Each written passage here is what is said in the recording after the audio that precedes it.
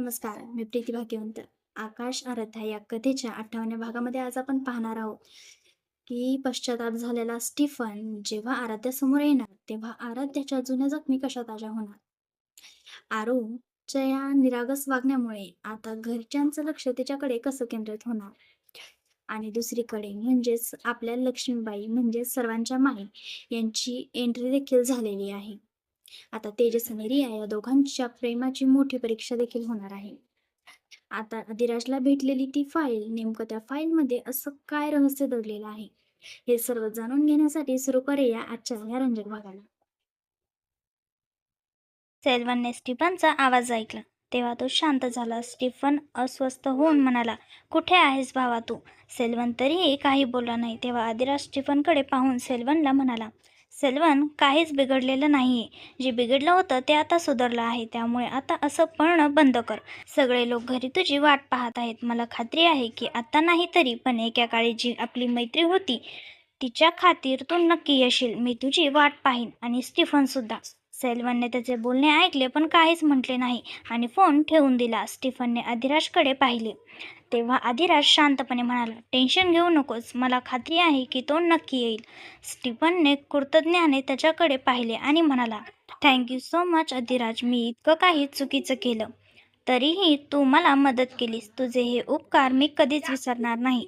अधिराज हसून म्हणाला, माणूस चुका करतो पण जर त्याला आपल्या कृत्याचा पश्चाताप होत असेल तर त्याला पुन्हा दोषी ठरवण्यात काही अर्थ उरत नाही.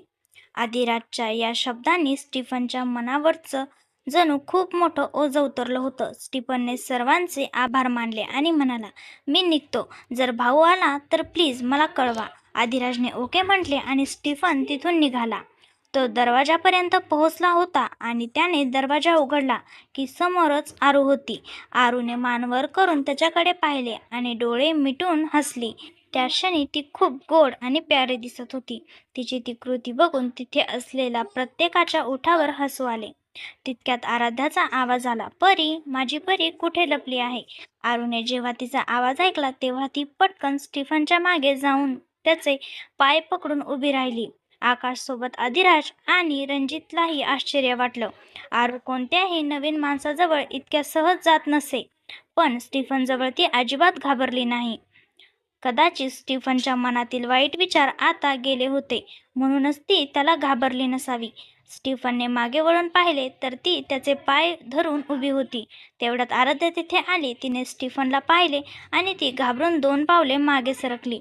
स्टीफनने जेव्हा तिला पाहिले तेव्हा ना जाणे का त्याची मान शरमेने खाली झुकली.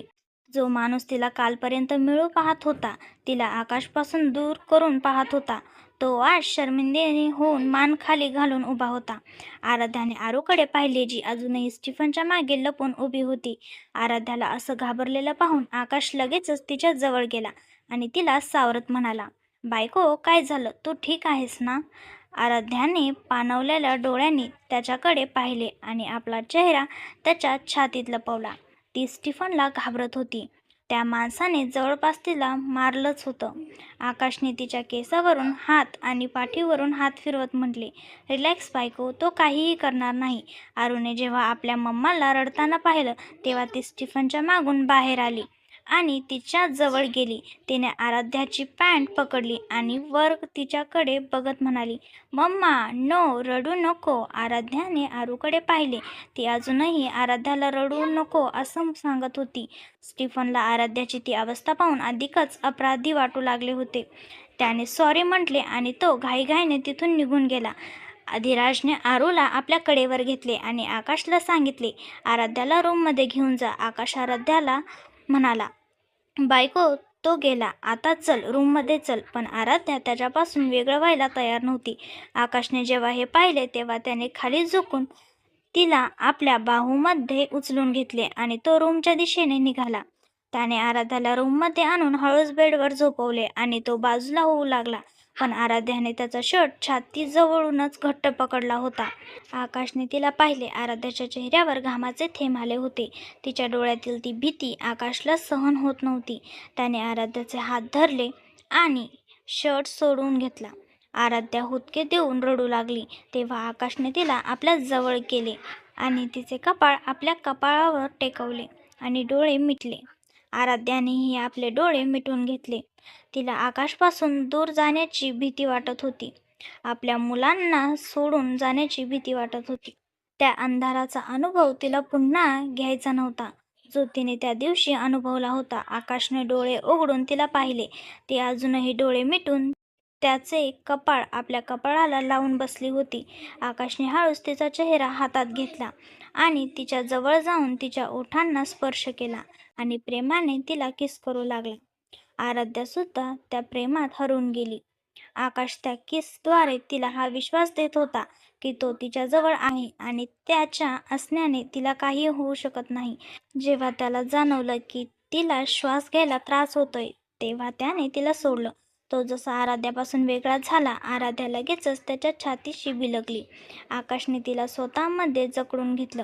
मग तिच्या कपाळाला किस करत म्हणाला, रिलॅक्स, सगळं काही ठीक आहे, तू माझ्या जवळ आहेस. आराध्याने त्याला पाहिले आणि हळूच म्हणाली, पण तो तो इथे कसा? आकाशने हलकसं हसून तिच्याकडे पाहिलं आणि तिचे केस हाताने तिच्या कानामागे करत म्हणाला, आपल्या भावाला शोधण्यासाठी त्याला मदतीची गरज होती आणि त्याला आपल्या कृत्याचा पश्चातापही आहे.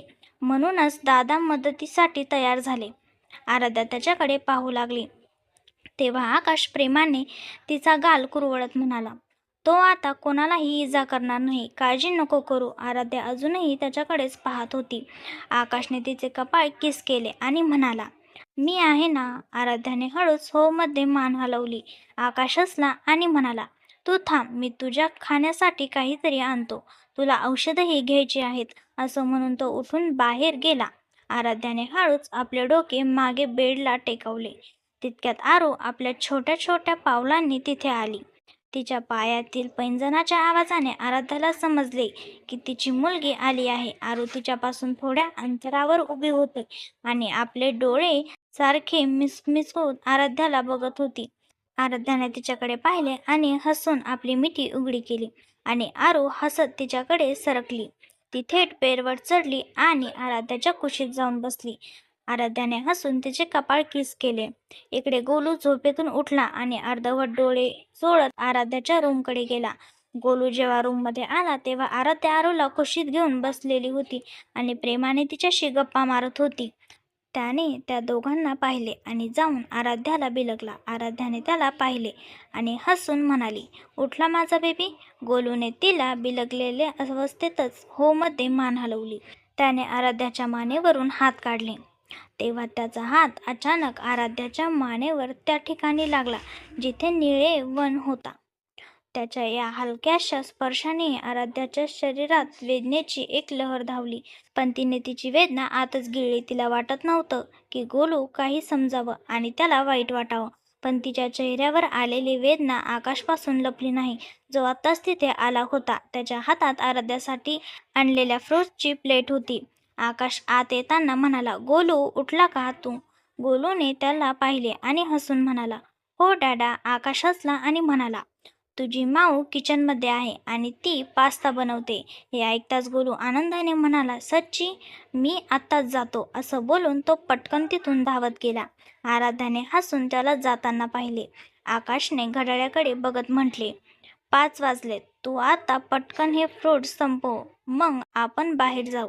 आराध्याने त्याच्या हातातून फ्रूट्स घेतले आणि खाऊ लागली. आरूने सुद्धा तिच्या बाऊलमधून पपायेचा एक तुकडा उचलला आणि हळूहळू खाऊ लागली. आकाश तिला बघून हसला. मग त्याने जवळच्या कपाटातून आराध्यासाठी मलम काढला आणि तिच्या जवळ आला. त्याने हळूच आराध्याच्या मानेवर मलम लावायला सुरुवात केली. पुन्हा एकदा आराध्याला वेदना झाली आणि तिने आपले डोळे गच्च मिटवले. आकाशने जेव्हा तिला असं पाहिलं तेव्हा तो हळूहळू फुकार मारत तो मलम लावू लागला. आरूने जेव्हा आकाशला असं करताना पाहिलं तेव्हा ती आराध्याच्या कुशीतून उतरली आणि उभी राहून ती सुद्धा फुकार मारू लागली. आराध्याने आरूला असं करताना पाहिलं आणि तिचा चेहरा बघितला तेव्हा तिला हसू आलं. ती हसत म्हणाली, ही नौटंकी आता सगळ्यांची नक्कलही करायला लागली आहे. आकाशही तिचे बोलणे ऐकून हसला. रात्रीची वेळ. सर्व लोक डायनिंग हॉलमध्ये बसलेले होते आणि जेवता जेवता गप्पा मारत होते. रियासुद्धा आज तिथेच होती. तेजस तिला अकॅडमीतून थेट घरीच घेऊन आला होता. आता सर्वांना इतका अंदाजा आला होता की ते दोघे एकमेकांना पसंत करतात. तेवढ्यात तन्वीने तेजसला पाहून म्हटले, तेजस. तेजसने तिच्याकडे पाहिले. तन्वीचा चेहरा बघून त्याला अंदाजा आला की तिने काहीतरी घोळ घातलाय. तिकडे समर्थने तन्वीचा चेहरा बघून म्हटले, तू काहीतरी गडबड केली आहेस का? मला असं का वाटतंय की तुझी ही गडबड आपल्या सर्वांची फजिती करणार आहे. तन्वीने निष्पाप चेहरा करून सर्वांकडे पाहिले. मग तेजसकडे बघत म्हणाली, तेजस, ते उद्या ना. समर्थने तिचे बोलणे तोडत म्हटले, पुढचं पण बोल. हे काय उद्याना लावलंय? तन्वीने त्याच्याकडे रागाने पाहिले आणि तोंड फिरून म्हणाली, ठीक आहे, आता तर मी काहीच सांगणार नाही. आता जे काही होईल ते स्वतः भोगा. तिचं बोलणं ऐकून सर्वांचे कान टवकारले गेले. आकाशने प्रेमाने तिला पाहून म्हटलं, काय झालं बाळा, सांग ना, काय गोष्ट आहे? तन्वी त्याच्याकडे पाहिलं. मग निरागसपणे म्हणाली, आधी तुम्ही सगळे प्रॉमिस करा, मला ओरडणार नाही. आता तर सर्वांचा संशय खात्रीत बदलला होता की तिने नक्कीच काहीतरी गडबड केली आहे. यावेळी आदिराज बोलला, कोणी तुला ओरडणार नाही, सांग काय बात आहे? तन्वीने तेजसकडे पाहिले. मग हळूच म्हणाली, ते उद्या ना मम्मा येत आहेत. हे ऐकताच सगळे सुन्न झाले. तेजसच्या डोक्यावर जणू बॉम्बच पडला. तो पटकन म्हणाला, मम्मा येतेत, पण का? इतका तर मला माहीत आहे, त्या स्वतःहून तर येत नसतील. तू नक्कीच असं काहीतरी बोलली आहेस ज्यामुळे त्या इथे येत आहेत. तन्वीने त्याच्याकडे पाहिले. मग हळूच म्हणाली, माझ्याकडून चुकीने त्यांना तुझ्या आणि रियाबद्दल सांगण्यात आलं. रिया जी आपलं जेवण आरामात एन्जॉय करत होती. तन्वीचे बोलणे ऐकून तिला अचानक ठसका लागला. तेजसने रियाला असं पाहिलं तर लगेचच तिला पाणी पाजलं आणि तिची पाठ थोपटू लागला.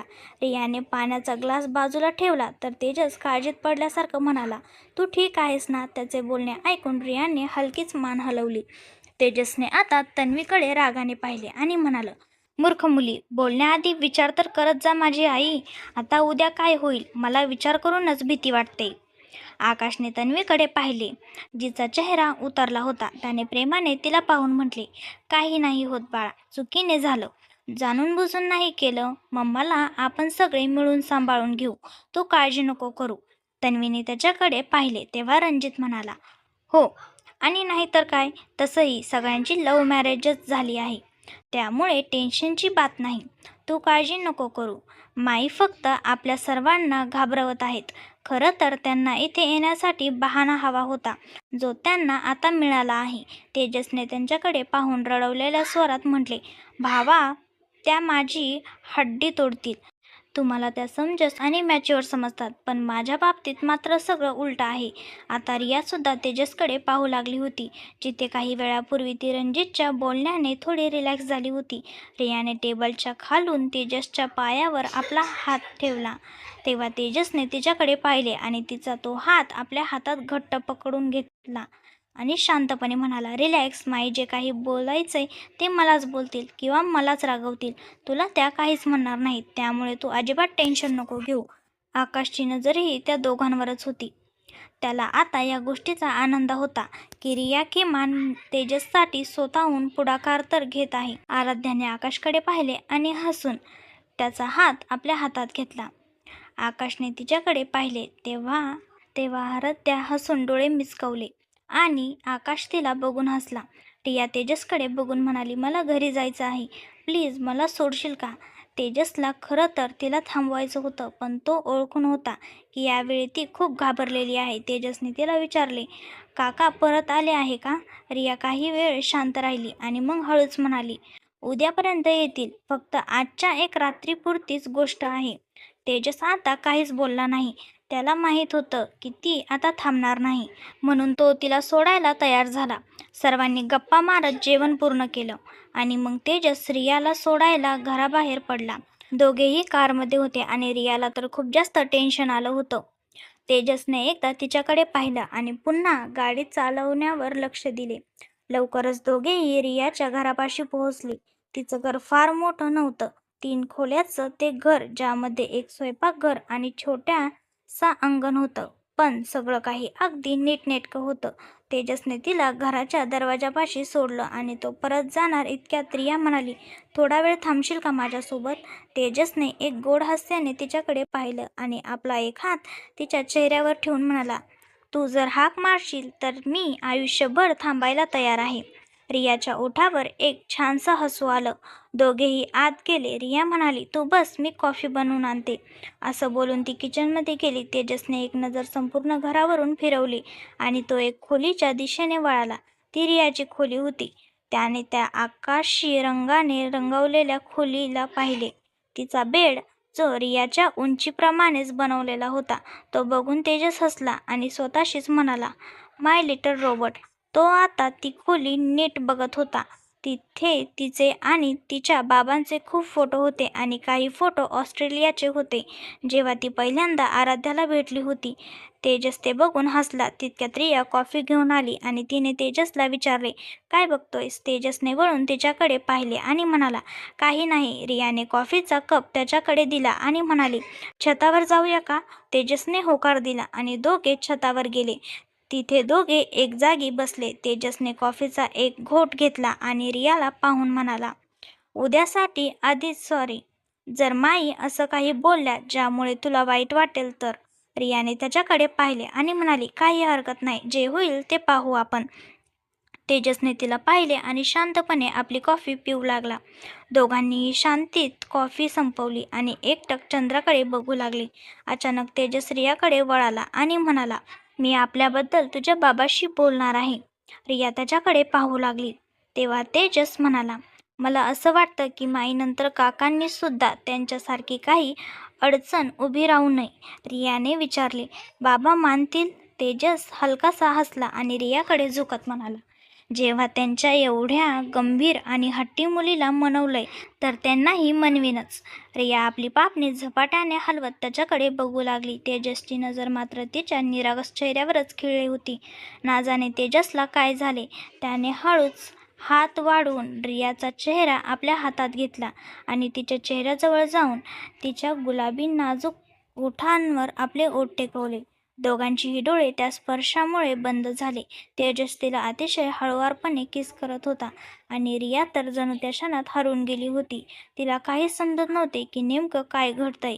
तेजसने तिला तेव्हा सोडलं जेव्हा रियाचा श्वास उखडू लागला आणि त्यालाही आता समाधान वाटत होतं. ही त्यांची पहिली किस होती. रियाची नजर खाली झुकली गेली आणि तिला नजर वर करून त्याला बघायची हिंमतच होत नव्हती. तेजसने तिला असं पाहिलं तेव्हा हसून तिचे कपाळ किस केला. रियाने पुन्हा एकदा डोळे मिटवले.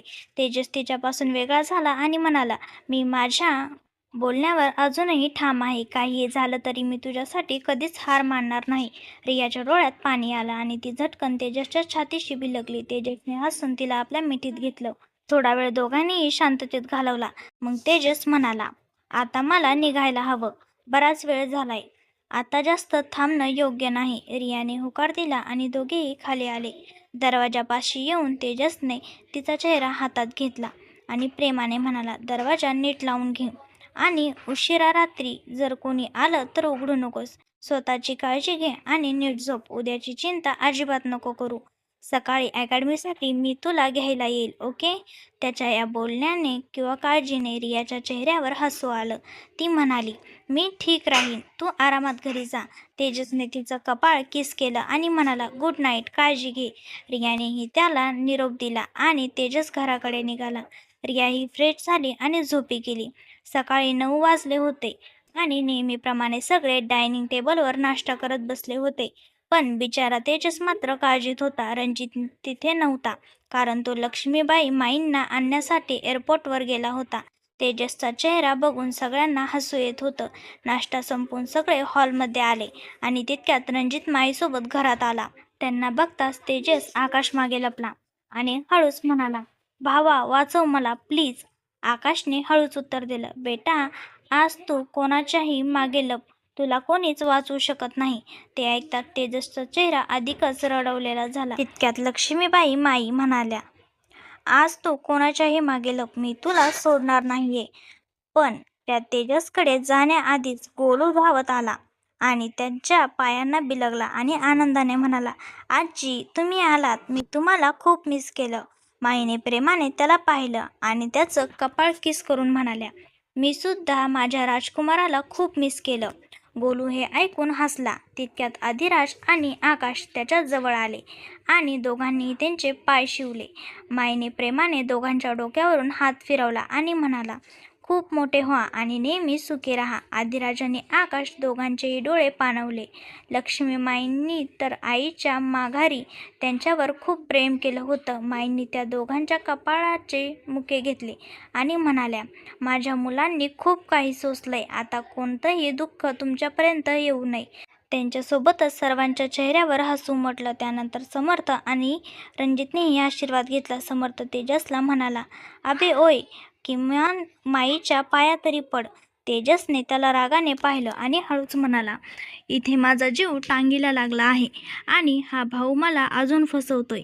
पण माईचं लक्ष आता तेजसवर नसून आपल्या सुनांकडे गेलं. त्या त्यांना आनंदाने भेटल्या आणि शेवटी तेजसची पाळी आली. त्यांनी तेजसकडे पाहिलं आणि म्हणाल्या, इथे ये तू. बिचारा तेजस गुमाने आपल्या माईच्या समोर जाऊन उभा राहिला. माईने त्याला पाहिलं आणि त्याचा कान पकडून ओढत म्हणाल्या, नालायका, माझ्याशी खोटं बोललास तू.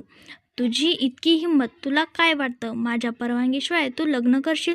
सगळे लोक मजेत बघत होते. तेजस आपल्या कान सोडवण्याचा प्रयत्न करत होता. माई, आऊच, सोडा ना, दुखतंय. पण त्यांनी त्याचा कान सोडला नाही. आकाश म्हणाला, माई द्या सोडून त्याला, दुखतंय त्याला. माई म्हणाल्या, तू मध्ये नको पडू, हा असा नाही सुधारणार. आकाशने त्यांचा हात तेजसच्या कानावरून बाजूला केला आणि म्हणाला, माई आधी त्याचं म्हणणं तर ऐकून घ्या आणि जेव्हा तुम्ही त्या मुलीला भेटाल ना, तेव्हा यालाही विसरून जाल. माई आकाशकडे पाहू लागला. तेजस आपला कान चोळू लागला आणि म्हणाला, काय माई, असं कोणी करतं का? माई म्हणाल्या, मी अजून तुला माफ केलं नाहीये, मला त्या मुलीला भेटायचं आहे. तेजस झटकन त्यांच्या गळ्यात पडला. माई थोड्या हसल्या आणि म्हणाल्या, आता मला त्या मुलीला कधी भेटवणार? तेजस लाचार स्वरात म्हणाला, माई ती आधीच खूप घाबरलेली आहे. त्यांचं बोलणं ऐकून माई रागाने बघू लागल्या. तर तो थोडा गडबडला आणि तन्वीकडे बघू लागला. खरं सांगतोय, या तन्वीने अचानक डोकं फिरवलं. ती बिचारी काल रात्रीपासून टेन्शनमध्ये आहे. तन्वी तडकन बोलली, तेजसच्या बाळा, बरं झालं असतं मी तुला सांगितलंच नसतं, मग कळलं असतं तुला. सगळे लोक हा ड्रामा एन्जॉय करत होते. आराध्याने माईंना बसवले आणि त्यांच्यासाठी नाश्ता मागवला. अधिराज म्हणाला, चल आता, आपलं इथे काम नाही, ऑफिसला जाऊया. रणजित गोलूला घेऊन त्याला शाळेसाठी तयार करायला गेला. समर्थसुद्धा तयार व्हायला गेला आणि तेजस संधी मिळवताच तिथून सटकला. पण आकाश तिथेच आराध्याजवळ बसला होता. तो हसून म्हणाला, आधी औषध खाऊन घे, मग गप्पा मार. आकाशने औषध काढली आणि आराध्याला दिली.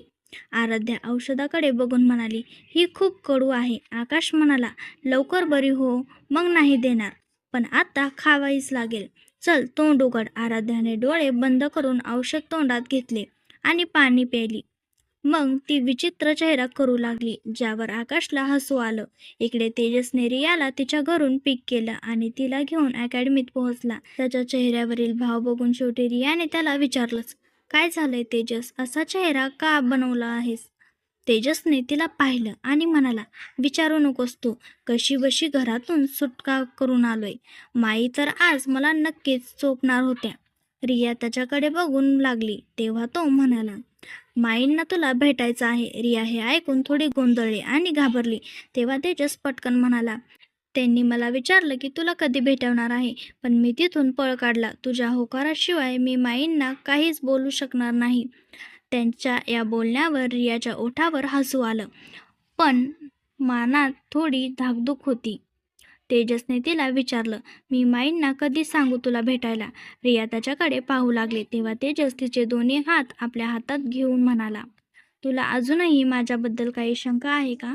रियाने हे ऐकताच पटकन म्हटले, अजिबात नाही. तेजस हसला आणि आपला एक हात तिच्या चेहऱ्यावर ठेवून म्हणाला, मग काही न घाबरता माईंना भेट.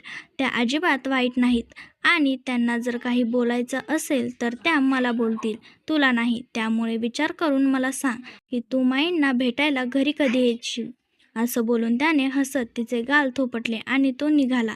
इतक्यात रियाने त्याचा हात धरला. तेजसने वळून पाहिले तेव्हा ती म्हणाली, आज संध्याकाळी जाऊया का माईला भेटायला? तिचं हे बोलणं ऐकून तेजसच्या ओठावर हसू आलं आणि तो आनंदाने म्हणाला, ठीक आहे, जाऊया. रियाही हसली आणि दोघेही आपल्या कामाला लागले. इकडे रॉय हाऊसमध्ये लक्ष्मीबाई सर्वांसोबत गप्पा मारत बसल्या होत्या.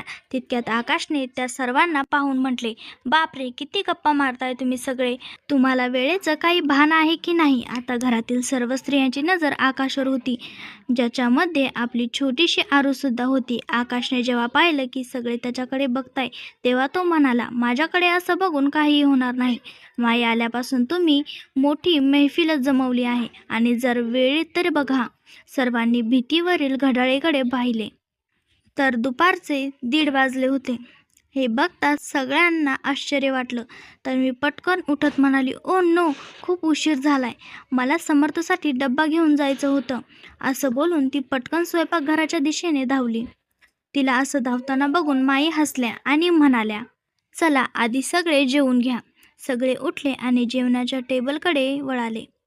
आकाश सगळ्यांना म्हणाला, माई आल्याच आहेत, तर मला वाटतंय आपण कुलदेवीच्या दर्शनाला जाऊन यावं. श्रेया हे ऐकून उत्साहात म्हणाली, हो, हे अगदी बरोबर आहे. आपण तिथे फिरूनही येऊ.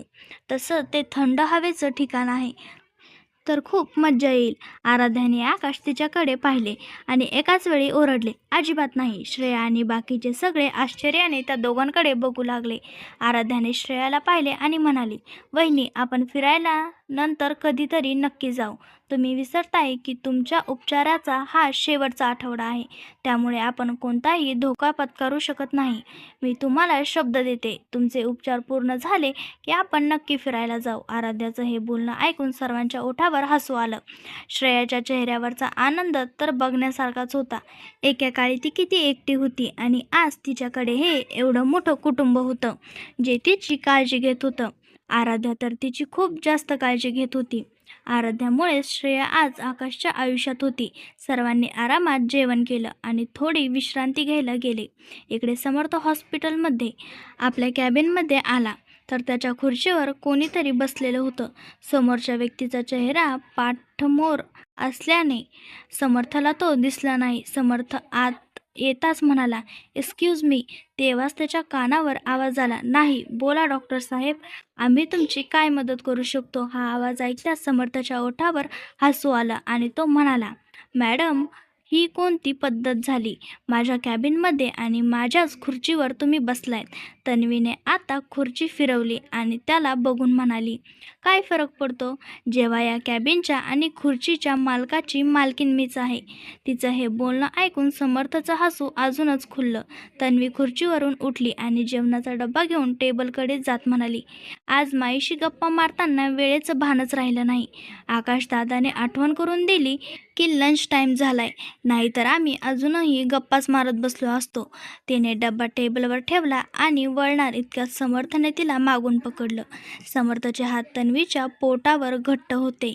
तो खाली झुकला आणि तिच्या खांद्यावर आपली हनुवटी टेकवत म्हणाला, तुला कधीच माझ्याबद्दल तक्रार नसते का तन्वी? तन्वीने मान वळून त्याच्याकडे पाहिलं आणि विचारलं, कशाबद्दलची तक्रार? समर्थने आता तिचा चेहरा आपल्याकडे वळवला आणि तिच्या कपाळावर आपलं कपाळ टेकवत डोळे मिटून म्हणाला, हे तू कसं करतेस? माझ्यापासून एवढं लांब राहणं तू कसं सहन करतेस? आता तू पहिल्यासारखी रागवतही नाहीस, ओरडत नाहीस किंवा भांडतही नाहीस. तू इतकी कशी बदललीस? तन्वीने त्याच्याकडे पाहिलं आणि हसून म्हणाली, मुळीच नाही डॉक्टर साहेब, तुमची तन्वी आजही तशीच आहे.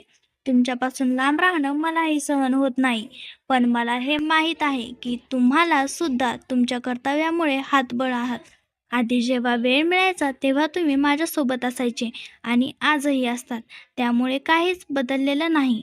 मी सुद्धा तीच आहे आणि तुम्हीही तेच आहात. फक्त थोडी वेळ बदलली आहे, पण लक्षात ठेवा, वेळेसोबत आमचं प्रेम कधीच बदलणार नाही. तिचं बोलणं ऐकून समर्थ हसला आणि तिच्या कपाळावर किस करून म्हणाला, अजिबात नाही. तन्वी हसली आणि म्हणाली, चला आता जेवून घ्या, मलाही खूप भूक लागली आहे. असं बोलून तिने समर्थचा हात धरला आणि त्याला सोफ्यावर बसवलं. दोघेही गप्पा मारत जेवण केलं. मग तन्वीने डब्बा आवरला आणि म्हणाली, मी आता घरी जाते, तू वेळेवर घरी घरी ये आणि जर येऊ शकला नाही तर मला कळव आणि वेळेवर जेवण कर, ओके? समर्थने होकार दिला आणि तन्वी वळाली. तेव्हा समर्थने तिचा हात धरून तिला आपल्याकडे खेचलं. तन्वी थेट त्याच्या छातीला जाऊन धडकली आणि तिला कळायच्या आतच समर्थाने तिचे ओठ आपल्या ताब्यात घेतले. तन्वी आश्चर्याने त्याच्या बाहूमध्ये उभी होती. तिला काहीच सुचत नव्हतं, पण समर्थ मात्र डोळे मिटून त्या क्षणाचा आनंद घेत होता. थोड्या वेळाने त्याने तिला सोडलं आणि तिचं कपाळ किस केलं. तन्वी भानावर आली आणि त्याला विचारू लागली, काय झालं? तू असा का वागतोयस? काही झालंय का? समर्थ हसून म्हणाला, सगळं ठीक आहे माझी जान. फक्त माझं मन झालं म्हणून तुझ्या परवानगीशिवाय प्रेमाचे काही क्षण चोरले.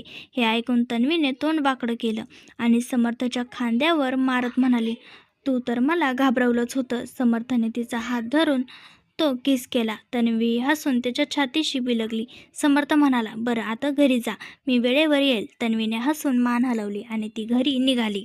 इकडे आदिराज ऑफिसमध्ये कामात व्यस्त होता. तेव्हा कोणीतरी दरवाजा वाजवला. आदिराजने आत येण्यास सांगितले. तेव्हा समोर एक 28-29 वर्षाची मुलगी उभी होती. तिने आदिराजला पाहिले आणि म्हटलं, हॅलो सर, मला रणजित सरांनी तुमची सेक्रेटरी म्हणून पाठवलं आहे. आदिराजने मान हलवली आणि विचारलं, तुमचं नाव? ती मुलगी म्हणाली, माझं नाव सावी आहे. आदिराज म्हणाला, मिस सावी, तुम्ही उद्यापासून मला रिपोर्ट करू शकतात. आज तुम्ही ऑफिसला बघून घ्या. तुम्हाला आर्नव ऑफिस दाखवेल आणि कामही समजून सांगेल. सावीने होकार दिला आणि ती बाहेर गेली. आदिराजने आर्नवला कॅबिनमध्ये बोलवलं आणि सांगितलं, सावी ही त्याची नवीन सेक्रेटरी आहे. आर्नव म्हणाला, मी बघून घेईल दादा, तू टेन्शन नको घेऊ. आर्नव पुढे म्हणाला, दादा, तुमची आज संध्याकाळी 4 वाजता हॉटेल सनसाईडमध्ये एक मीटिंग आहे. आदिराज विचार करू लागला. तेव्हा आर्नव म्हणाला, मलाही जास्त माहिती मिळालेली नाही की ही मीटिंग कोणासोबत आहे. फक्त ही फाईल मिळाली आहे. त्याने ती फाईल आदिराजच्या दिशेने सरकवली. आदिराजने फाईल उघडली, पण आत असं काहीच नव्हतं ज्यावरून समजावं की मीटिंग कोणासोबत आहे. आदिराज स्वतःशीच पुटपुटला, शेवटी ही फाईल कोणी पाठवली आहे? किती विचित्र आहे ना. ना कोणत्या क्लायंटचं नाव आहे, ना कोणती माहिती. काय भानगड आहे ही? तो विचार करत असतानाच श्रेयाचा फोन आला. आदिराजने फोन उचलला तेव्हा ती विचारू लागली, काय करत आहात तुम्ही? वेळेवर जेवण केलं का? तिचे हे काळजीचे प्रश्न ऐकून आदिराज हसला आणि म्हणाला, तुला माहीत नाही वाटतं की तू स्वतःची काळजी घेतली पाहिजे. श्रेयाने तोंड वाकडे करून म्हटलं, मी कशाला घेऊ? घरात इतके लोक आहेत की मला स्वतःची काळजी घ्यायची गरजच पडत नाही. आदिराज खोडकरपणे म्हणाला, आता लागेल, कारण हा आठवडा तुझ्या उपचाराचा शेवटचा आठवडा आहे. त्यानंतर तू तयार राहा, कारण मी तुला कच्चं खाऊन टाकेल, समजलं? आदिराज असं काही बोलेल असं श्रेयाला वाटलंच नव्हतं. आदिराज पुढे म्हणाला, मी विनोद करत नाही, मी तुझ्यापासून खूप लांब राहिलोय, पण आता अजून नाही. या एका आठवड्यानंतर मी आपल्या नात्याला पुढच्या टप्प्यावर नक्की घेऊन जाईल. श्रेया हे ऐकून लाजली, पण तिला मनातून खूप आनंद झाला. आदिराज म्हणाला, पण त्यासाठी तुला स्वतःचं लक्ष ठेवावं लागेल. श्रेयाने हळूच हो म्हटलं. आदिराजचं लक्ष आता त्या फाईलवरून पूर्णपणे हटलं होतं. इकडे आराध्या एक पुस्तक वाचत बसली होती आणि आकाश लॅपटॉपवर काम करत होता. तितक्यात त्यांना आरूचा आवाज आला. मम्मा! आरू झोपेतून उठून पाळण्यात उभी होती. आराध्याने तिला जवळ घेतलं आणि म्हटलं, उठलं माझं बाळ? आरूने आपलं डोकं आराध्याच्या खांद्यावर ठेवलं. आराध्या आकाशला म्हणाली, तुम्ही हिला धरा, मी दूध घेऊन येते. पण आकाश तिला थांबवत म्हणाला, तू बस, मी बघतो. असं बोलून तो रूम बाहेर गेला. शेवटी त्या विचित्र फाईलचं रहस्य काय असेल, कोणी पाठवली असेल ती, हे जाणून घेण्यासाठी ऐकत राहा ही कथा. तर मित्रांनो, तेजस आणि रिया या दोघांनी लग्न करण्याचा धाडसी निर्णय तर घेतलेला आहे, पण काय माई या दोघांना आशीर्वाद देणार का? आता नवीन सेक्रेटरीच्या येण्याने आणि त्या विचित्र फाईलने आदिराजच्या आयुष्यामध्ये काय नवीन घडणार का? हे सर्व जाणून घेण्यासाठी या कथेचा पुढील भाग नक्की पहा. व्हिडिओ आवडला असेल तर लाईक, शेअर आणि माझ्या मराठी कथा या चॅनलला सबस्क्राईब करायला विसरू नका. आणि तुमच्या प्रतिक्रिया मला कमेंट बॉक्समध्ये नक्की कळवा. मी प्रीती भाग्यवंत तुमची रजा घेते. तोपर्यंत पाहत राहा आराध्य.